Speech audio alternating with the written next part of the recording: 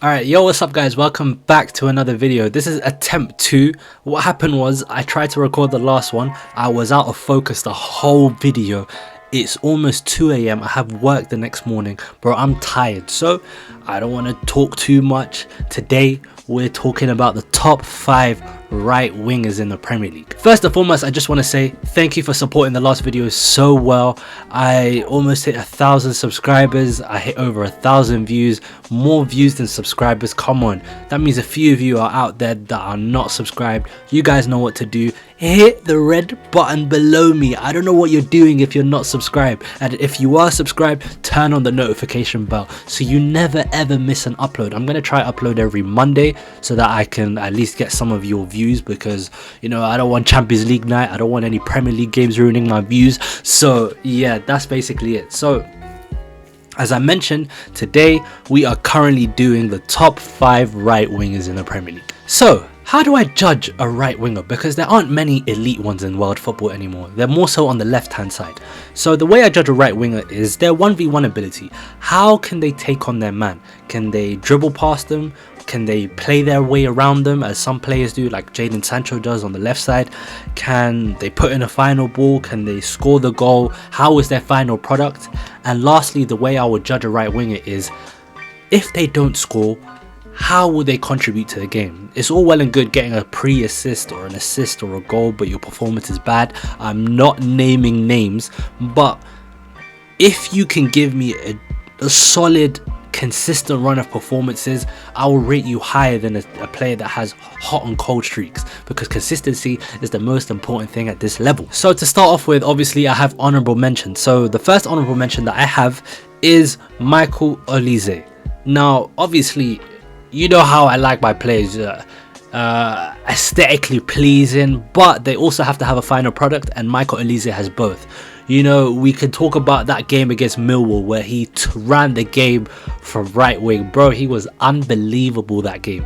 Matching the kit to the boots, you know, having a bottle thrown at him and then scoring that goal. Michael Olise is the guy. Even though it's only Millwall, come on man, Michael Olise, he will get you the goals, he'll get you the assists, but what he'll also do is he'll give you a contribution to the game without actually doing those goals and assists. Now also I have to put longevity in this. Like, to be on my list, you at least need to have one good Premier League season, and unfortunately, because this is Michael Olise's first season as he came from Reading towards Crystal Palace, like obviously I can't put him that highly yet, but Michael Olise, you will soon be on my list, brother.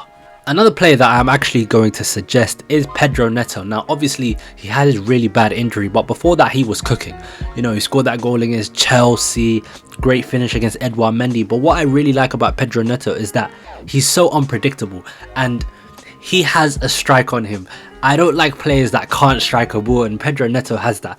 The only reason why I'm not putting him on the list yet is, first of all, his goals and assist numbers aren't really there yet, and second of all, I don't know how he's going to react after an injury, after like a consistent run of performances, because he came back against Arsenal. He was actually quite dangerous. Obviously he missed that chance, or I think Gabriel blocked it, I'm not sure. But Pedro Neto, again, I think eventually he'll be on my list, but for the time being I don't think he's on the list just yet. Okay, so now that I've done the honorable mentions, Michael Olise and Pedro Neto, right now number 5 on Rimedi's top 5 Premier League right wingers is Jarrod Bowen. Now some of you might be like, oh, I completely agree, you're totally right Rimedi, have my babies. Oh, I'm joking, unless, no, I'm joking. But some of you might be like, oh my god, you put him so low. And you know what, I don't particularly see Jarrod Bowen as like one of your stereotypical right wingers, because when you look at Jarrod Bowen, he's so good at that final product or that final action. He's got 8 goals, 8 assists this season from 10.44 XG. Like, Jarrod Bowen is a very good final action player, like Bruno, like Heung-min Son, like other players in the Premier League. And when it comes to that type of player, like, I think he's much better closer to the goal, like closer to the middle of the pitch. And if he had to do a job at Arsenal or Man City where the right winger has to take on all of the creative mantle from the right wing position, I don't think Jarrod Bowen will exceed in that position. I really think he's better closer to goal.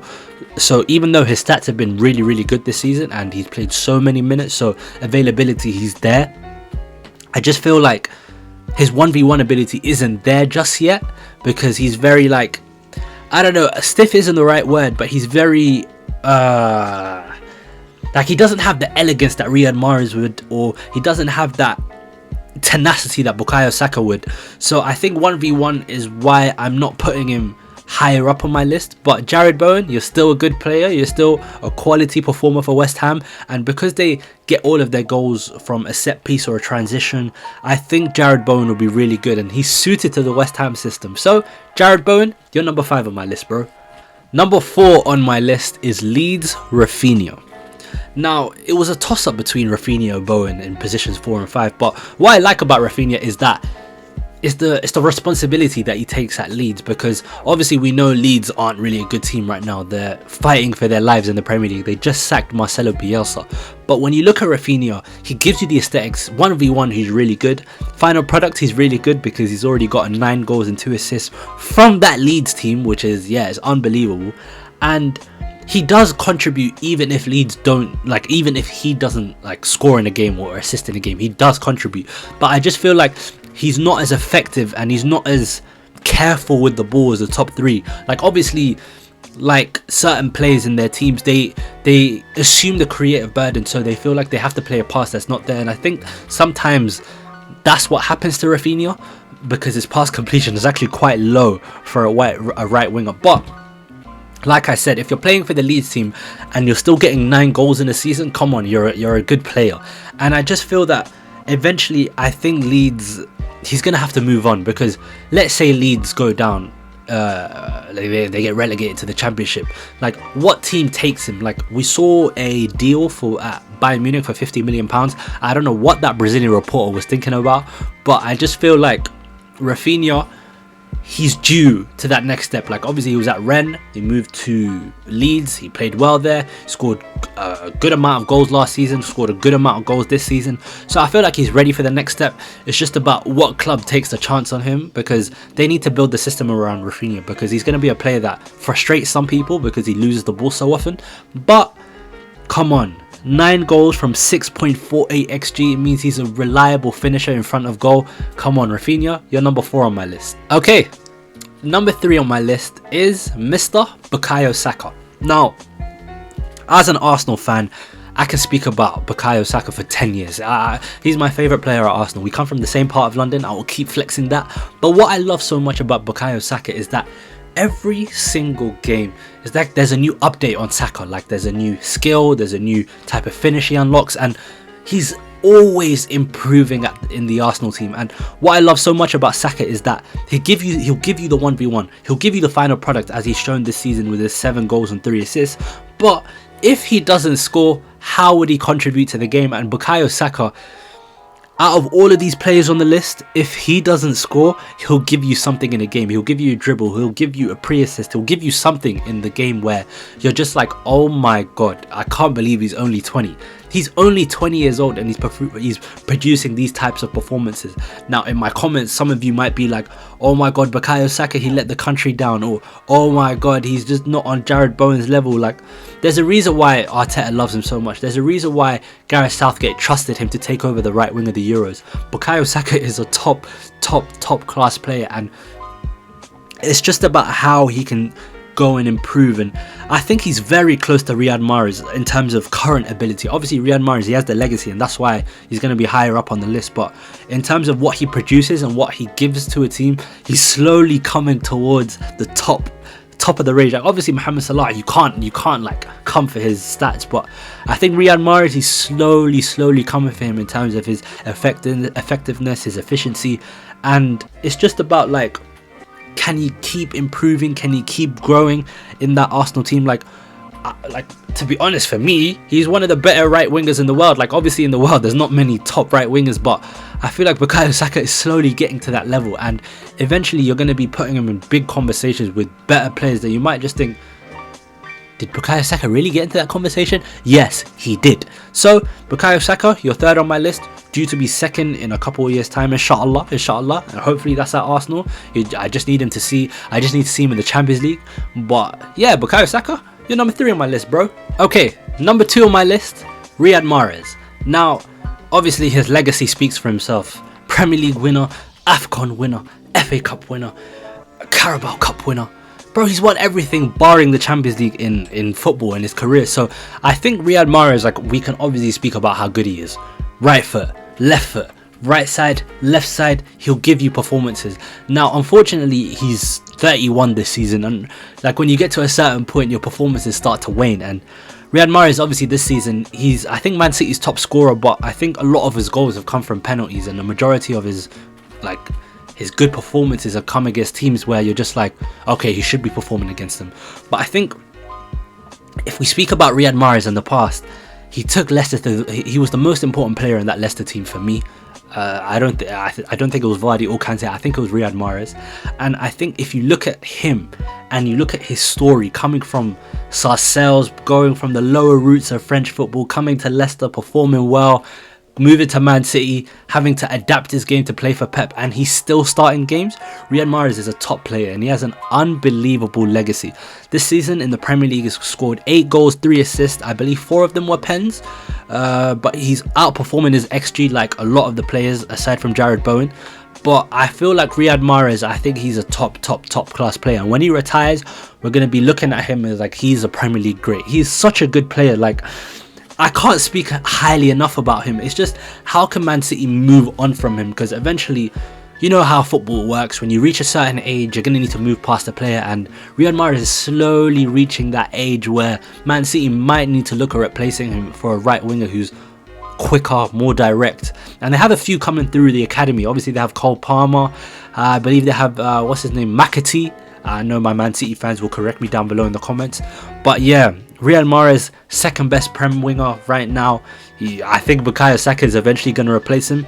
But for the time being, Riyad Mahrez, with his legacy, with his big moments, with his big penalties, his performances in the Champions League last season, come on, how can I put him anywhere below second? Riyad Mahrez, your second place, bro. And number 1, the best right winger in Premier League football, world football, it's Mohamed Salah.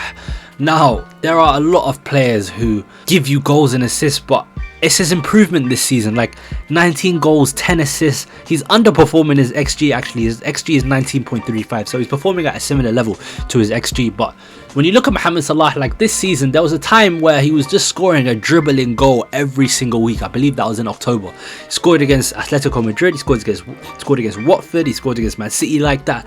And when you look at Mohamed Salah, it's like, what else can they take away from him? They'll take away, oh, he's not an aesthetic baller. Who the hell cares when you're that efficient? When he gives you that many goals, when he gives you that many assists, when he gives you that many good performances. Come on, man. Mohamed Salah, like, the other players I could have to explain, like, oh my god, he's third, he's fourth because of this reason. Bro, if you don't think Mohamed Salah is the best right wing in the Premier League, I don't know what you're smoking. You guys need to go see a doctor. You guys need to go get psychiatric help, because Riyad Mahrez, Mohamed Salah, bro, he is so good, and this season he's been even better.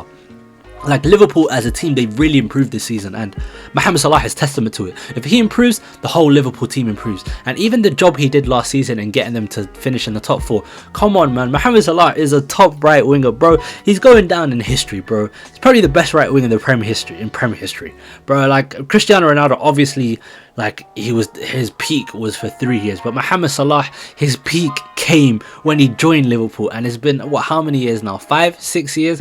Come on, man, Mohamed Salah, you can't run away from him. Like, you pay your, like, the 3 guarantees in life: death, taxes, and a Mohamed Salah goal contribution. Start that again. There are three certainties in this life: death, taxes, and a Mohamed Salah goal contribution. He will do everything, bro. Easily first place, the best right winger in world football. That's all I have to say on him, bro. If you guys disagree with me, you guys should watch a different sport. Okay, thank you guys for watching the video. I ranked my top 5. I want to know who your top 5 is. Did my honorable mentions make it into your top 5? Would you put anyone higher? Would you put anyone lower? I have a feeling people would put Saka lower for Bowen, but you know what? I'll take that on the chin. So, thank you guys for watching this video. I've been Rimedi. You've been my loyal subscribers. Like I said, like, comment, share, subscribe. I want to hit 1,000 followers. I want to hit 1,000 subscribers. I want to hit 100,000 subscribers, and you guys are going to be the reason for it. So, thank you guys for watching once again. I've been Rimedi. You've been my loyal subscribers. Take care. Assalamu alaikum.